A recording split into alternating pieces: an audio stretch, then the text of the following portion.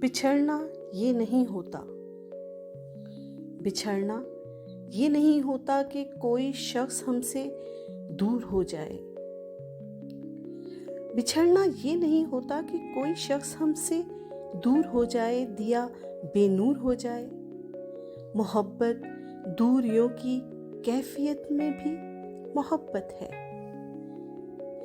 इरादे हार जाने से, समंदर पार जाने से ताल्लुक टूटते कब हैं?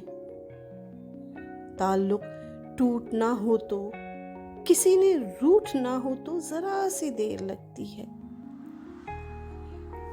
ताल्लुक टूटना हो तो, किसी ने रूठना हो तो जरा सी देर लगती है। शजर कोई जमीन में जड़ पकड़ने से बहुत पहले ही मर जाए, कदूरत दिल में भर जाए, कोई हद से गुजर जाए, तो फिर होने न होने से किसे क्या फर्क पड़ता है।